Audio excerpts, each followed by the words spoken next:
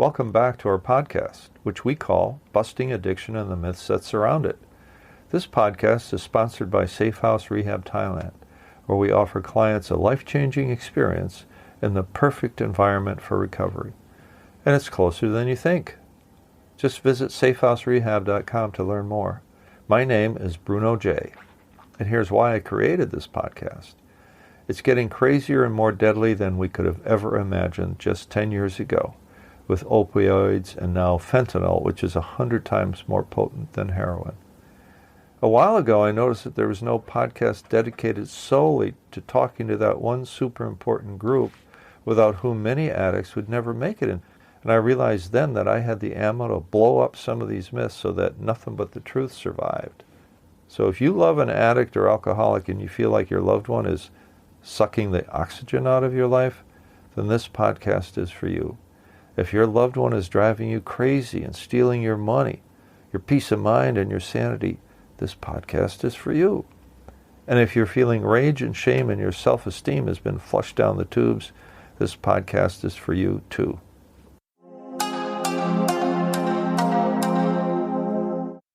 We call this episode number 10, The Greatest Barrier is Stigma, also known as ignorance. In this episode, I discuss how the stigma associated with alcohol and drug abuse is the greatest barrier to healing at the personal and societal level. Believe it or not, even with all the research and publicity surrounding alcoholism and addiction, there is still these myths that say, here are some of them. All you got to do is say no. Straighten up and fly right. It's a matter of willpower. It's a sign of weakness. It's a moral failing. A few nights in jail will straighten them out. It's a lifestyle choice, a bad one, but it's still a choice. Do you remember a TV ad campaign for the Partnership for Drug-Free America that showed a young woman holding up an egg and saying, "This is your brain"? Then she breaks the egg into a pan and scrambles it and says, "This is your brain on drugs." That's a great idea, and it's the perfect metaphor. This is one of my all-time favorite ads. It made people cringe, especially those who had a loved one in the family who was a drug addict. What did it do for the drug addict? Absolutely nothing. Why? Because with active addicts, all of whom, as I said, are in denial, they don't even pay attention. I know I didn't pay attention at the time, and I was just a garden variety alcoholic addict. After extensive research, the Partnership for Drug-Free America made a decision years later that shifted the focus of their multi-million-dollar ad campaign from trying to change addict behavior to dealing with that invisible but real barrier, changing societal attitudes about addiction, overcoming, smashing, destroying the myth, the stigma that persists stubbornly in people's heads to this very day. I was lucky to have been part of this new campaign, which my ad agency was chosen to launch after a competition to see who had the most compelling campaign. Should I mention my ad agency? Okay, it was and is BVK.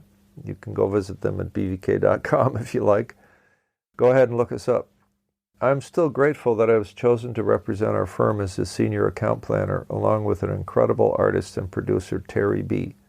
Imagine me as a thinker, a broken-down old drunk who experienced the miracle of recovering his brain function or enough of it to become a useful member of society. Why am I telling you this? Well, herein lies a great lesson for some of you who have yet to jettison your old ideas about addiction. And you may be holding on to those old ideas, but I guarantee you the result of that will be more pain and confusion. And you will be of little help to the addict you love and to your family as a whole. Our campaign didn't just beat around the bush, we came straight at the stigma. Imagine a young woman staring into the camera. She looks to be in her late 20s, ragged around the edges, and you're not sure if she is still using drugs or not. A small title beneath her face says, "Amelia, addict." And she says, "I need treatment, not jail." And then she says, "We have thousands of addicts in jail where we are spending millions housing them, and then they get out and go right back to using. It would be way better if we changed our attitudes as a society so that we could treat addicts the way we treat any disease, and we could save millions of dollars and thousands of lives." Other TV commercials and ads, for example. A young 30-ish guy says, "I'm a sick person, not a bad person." Another one, a young woman says, If I had cancer, would you judge me? And so on.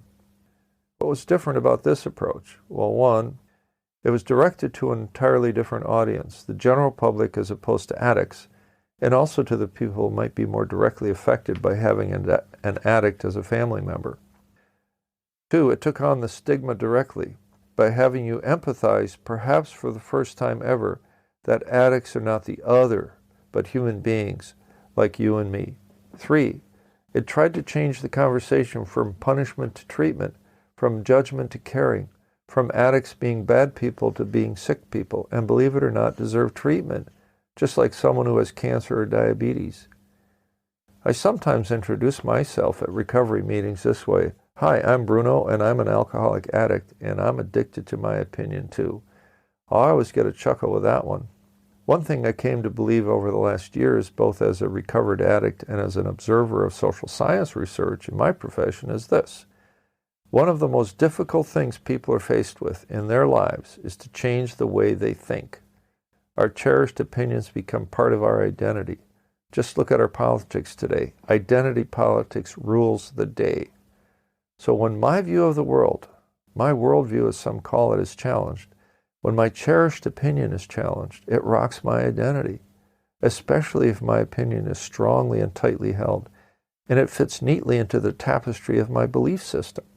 If I believe that stopping the use of drugs is just a matter of willpower, it will take a lot to change my mind. To understand that by the time a person is addicted, he has lost his power of choice, and his behavior is compulsive, overriding any will he might still possess to not do this. Me and my opinion are inseparable. Uh-oh. I think you should be able to say whether a person was liberal or conservative with just a few questions. And you'd be able to predict that person's opinion on several other topics. Why is that? Because that person's worldview, to make sense in his own eyes, requires that he also believe other things that are logical strands woven into the tapestry of his beliefs. It is also important to him, of course, that he has a social support for his beliefs, reinforcement without which he would be hard-pressed to defend, as those beliefs are part of his social media identity. Are you bored yet?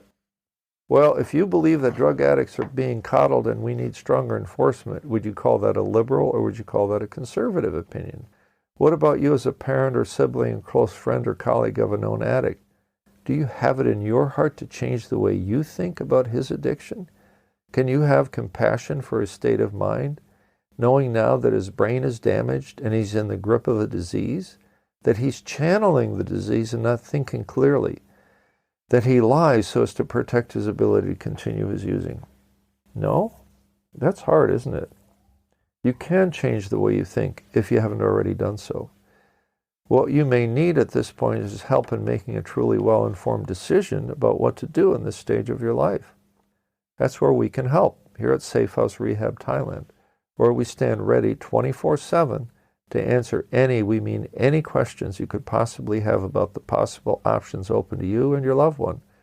Just contact us at info@safehouserehab.com or visit safehouserehab.com, and if you like, call the number that matches the country you're calling from. Local call any time of day or night, just like that. We offer a life-changing experience in the perfect environment for recovery. And by the way, we also offer a $1,000 airfare allowance to make it that much closer for you. But this is the kind of help your loved one may need, compassion and caring in the right way. Some say that when you show compassion for the addict, you're just a bleeding heart and excusing his actions. You are not excusing his actions. You are explaining his actions. And that's a fairly simple thing. This is what addicts say and do. They are in the grips of a disease that, one, tells them they do not have a problem. It's the only disease I know of that tells the affected one that he has no disease. To an addict, denial is a river in Egypt. Number two, he has been blaming others or bad luck or someone out to get him for his misfortunes in life. There are so many misfortunes for him. Three, has you sympathizing with him, nodding your head in some agreement to the point where he thinks he can ask you for money. Four, he shifts the focus from his drug abuse as the problem to you as the problem because you're in the way.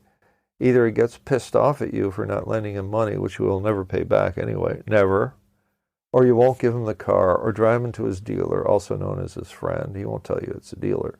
Or you won't bail him out of jail. It just goes on and on and on. So you're the problem. He's not the problem. His addiction isn't the problem. You're just in the way.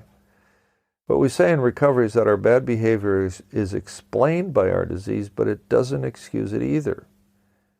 And just like growing up decades after we were supposed to have grown up, we are the case of arrested development. There is that part of the 12-step program that has us making direct amends, not to ask for or get forgiveness, and that's different, right? But to own up to what we did, to the people we have harmed, to hold ourselves finally accountable. And this is very important, to not condemn ourselves either. We do not grovel. We look you in the eye and pay back the money, acknowledge the lies and hurt we have caused, express a sincere apology, and strive never to repeat the same mistakes.